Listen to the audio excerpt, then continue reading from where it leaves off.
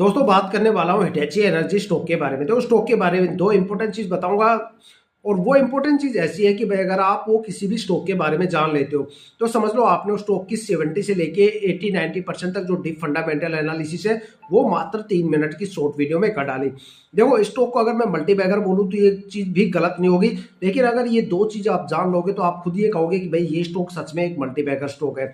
देखो स्टॉक के बारे में जो सबसे पहली चीज बताने वाला हूं वो स्टॉक के पिछले 5 साल के रिटर्न के बारे में और दूसरा स्टॉक के होल्डिंग के पैटर्न के बारे में। देखो अगर आप किसी भी स्टॉक में ट्रेड करते हो तो उससे पहले अगर आप उस स्टॉक के पिछले 5 साल के रिटर्न चेक कर लेते हो तो वहां से आपको अंदाजा मिल जाता है भाई वो स्टॉक शॉर्ट टर्म में ज्यादा प्रॉफिटेबल रहेगा या लॉन्ग टर्म में ज्यादा प्रॉफिटेबल रहेगा, या फिर ऐसे कौन कौन से टाइम ड्यूरेशन से जहां पे आपको भर भर के रिटर्न देखने को मिल सकते हैं, या मैक्सिमम उस स्टॉक में कितनी ज्यादा गिरावट आपको देखने को मिल सकती है और मैक्सिमम वो स्टॉक आपको कितना ज्यादा रिटर्न दे सकता है। साथ में होल्डिंग पैटर्न काफी ज्यादा जरूरी होता है। देखो मैं यही कहता हूं कि भाई अगर आप किसी भी ट्रेड के अंदर कोई भी स्टॉक बाय करते हो तो वहां पे प्रमोटर की होल्डिंग कम से कम 50% या उससे ज्यादा होनी चाहिए। अगर 50% से कम प्रमोटर की होल्डिंग होती है तो वहां पे स्ट्रेस लेवल बढ़ जाता है और स्टॉक के रिटर्न गिर जाते हैं। मान लो किसी भी स्टॉक के अंदर प्रमोटर होल्डिंग अगर 80-90% से ऊपर होती है तो वो स्टॉक मल्टीबैगर भी बन सकता है और लॉन्ग टर्म तक आपको एक अच्छा खासा रिटर्न देगा। लेकिन इसके बीच में एक ऐसा पॉइंट है जो मोस्टली लोग इग्नोर कर देते हैं, वो होता है एफआईआई की होल्डिंग। किसी भी स्टॉक में प्रमोटर की होल्डिंग ज्यादा होनी चाहिए, एफआईआई की होल्डिंग कम से कम होनी चाहिए।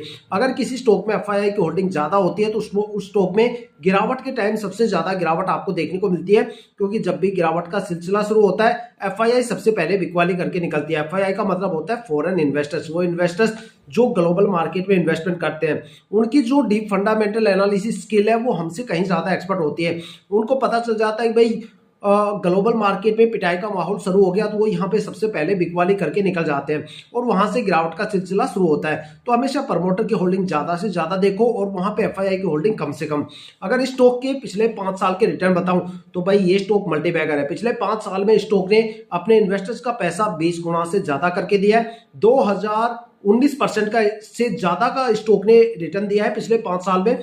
और अगर 4 साल के रिटर्न की बात करूं तो 4 साल में स्टॉक ने अपने इन्वेस्टर्स का पैसा 10 गुना से ज्यादा करके दिया है, 1044% से ज्यादा का रिटर्न दिया है।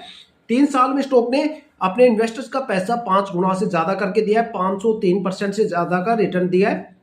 साथ में अगर स्टॉक में 2 साल की होल्डिंग की बात करूं तो 2 साल में स्टॉक ने 348% का रिटर्न दिया है। तो भाई ऐसे रिटर्न देने वाले स्टॉक को मल्टीबैगर नहीं बोलेंगे तो क्या बोलेंगे, ठीक है। अगर इसके होल्डिंग पैटर्न की बात करें तो जबरदस्त होल्डिंग पैटर्न है। यहाँ पे जो प्रमोटर की होल्डिंग है 75% से ज्यादा है, जो पिछले साल भी सेम थी। क्वार्टर टू क्वार्टर कोई भी चेंजेस नहीं है, मतलब प्रमोटर सोल्ड आउट नहीं कर रहे। और सबसे बड़ी बात कि एफआईआई की होल्डिंग